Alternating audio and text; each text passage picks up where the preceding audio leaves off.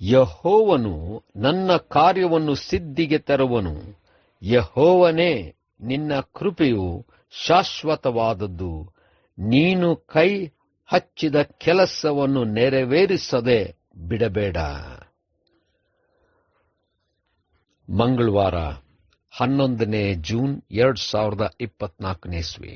ಈ ದಿನದ ವಾಕ್ಯ ಧ್ಯಾನಕ್ಕಾಗಿ ನಾನು ಆರಿಸಿಕೊಂಡಿರುವಂಥ ವೇದ ಭಾಗವು ಇಬ್ರಿಯರಿಗೆ ಬರೆದಂಥ ಪತ್ರಿಕೆ 13ನೇ ಅಧ್ಯಾಯದ 15ನೇ ವಚನ.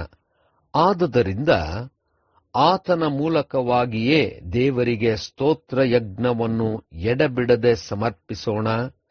ಆತನು ಕರ್ತನೆಂದು ಬಾಯಿಯಿಂದ ಪ್ರತಿಜ್ಞೆ ಮಾಡುವುದೇ ನಾವು ಅರ್ಪಿಸುವ ಯಜ್ಞವಾಗಿದೆ ಎಂಬುವಂಥದ್ದೇ. ಕರ್ತನಲ್ಲಿ ಪ್ರೀತಿಯುಳ್ಳ ದೇವ ಜನರೇ, ಶುಭೋದಯ. ನಾವು ದೇವರಿಂದ ಹೊಂದಿಕೊಂಡಿರುವಂಥ ಪ್ರತಿ ಒಂದೊಂದು ಆಶೀರ್ವಾದವನ್ನು ನೆನೆಸಿಕೊಂಡು ದೇವರಿಗೆ ಸ್ತುತಿ ಯಜ್ಞವನ್ನು ಸಮರ್ಪಿಸೋಣ. ದೇವರ ನಾಮಕ್ಕೆ ಸ್ತೋತ್ರ ಉಂಟಾಗಲಿ. ಕರ್ತನಲ್ಲಿ ಪ್ರಿಯರೇ, ಈ ವಾಕ್ಯ ಧ್ಯಾನ ಮಾಡೋಣ. ಈ ದಿನದ ವಾಕ್ಯ ಧ್ಯಾನದ ಶೀರ್ಷಿಕೆ ಸ್ತುತಿ ಯಜ್ಞ.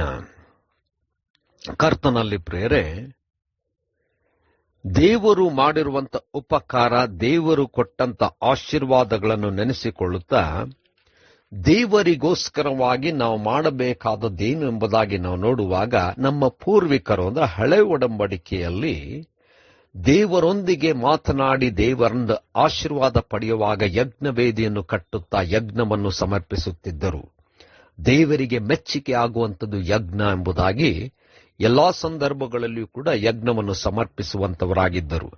ಆದರೆ ದೇವರು ನಮ್ಮನ್ನು ವಿಮೋಚಿಸಿ ನಮಗೋಸ್ಕರವಾಗಿ ಒಂದೇ ಸಾರಿ ಯಜ್ಞ ಸಮರ್ಪಣೆ ಆಗಬೇಕೆಂಬುದಾಗಿ ಯೇಸು ಕ್ರಿಸ್ತನನ್ನೇ ಕಳಿಸಿಕೊಟ್ಟು ಆತನ ಮರಣ ಕ್ರೂಜೆಯಲ್ಲಿ ಶ್ರೇಷ್ಠವಾದಂಥ ಯಜ್ಞವಾಗಿದ್ದು ನಮ್ಮ ಪಾಪಗಳನ್ನು ಹೊತ್ತಂತ ಆ ಯಜ್ಞ ನಮ್ಮನ್ನು ಎಲ್ಲಾ ರೀತಿಯಾದಂಥ ಪಾಪಗಳಿಂದ ಬಿಡುಗಡೆ ಮಾಡಿದ್ದರಿಂದ ನಮಗೆ ಇನ್ನು ಯಾವ ಯಜ್ಞ ಇಲ್ಲ.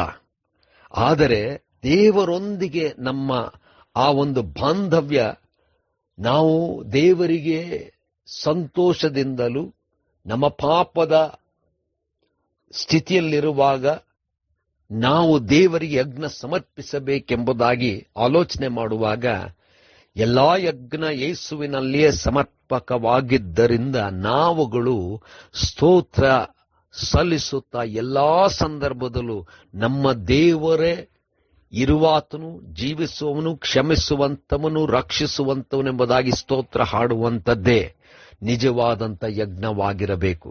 ದೇವರ ನಾಮವನ್ನು ನಾವು ಎತ್ತುತ್ತಾ ದೇವರಿಗೆ ಸ್ತೋತ್ರ ಸಲ್ಲಿಸುತ್ತಾ ದೇವರು ಎಷ್ಟು ಅಗಮ್ಯನು, ಮಾಡಿದಂಥ ಉಪಕಾರಗಳೆಷ್ಟು ಅದ್ಭುತವಾದಂಥದ್ದು, ಕೃಪೆಯಿಂದಲೇ ಇನ್ನು ಉಳಿದಿದ್ದೇವೆ ಎಂಬುದಾಗಿ ಇದೇ ರೀತಿಯಲ್ಲಿ ಪದೇ ಪದೇ ವಿವಿಧ ರೀತಿಯಲ್ಲಿ ದೇವರಿಗೆ ಸ್ತೋತ್ರ ಸಲ್ಲಿಸುವಂಥದ್ದೇ ನಿಜವಾದಂಥ ಯಜ್ಞವಾಗಿದೆ.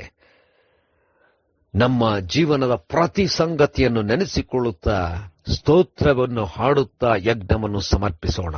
ಕರ್ತನೇ ದಯಮಯ ಸ್ವಾಮಿ, ನಿನ್ನ ಎಲ್ಲಾ ಉಪಕಾರಗಳನ್ನು ನೆನೆಸಿ ಯಜ್ಞವನ್ನು ಸಮರ್ಪಿಸ್ತೇವೆ. ಸ್ತೋತ್ರದ ಯಜ್ಞ ಸ್ವೀಕರಿಸು ಸ್ವಾಮಿ, ಮಹಿಮೆ ಹೊಂದು. ಯೇಸುವಿನ ನಾಮದಲ್ಲಿ ಪ್ರಾರ್ಥನೆ ಬೇಡಿದೆವು ತಂದೆಯೇ, ಆಮೆನ್.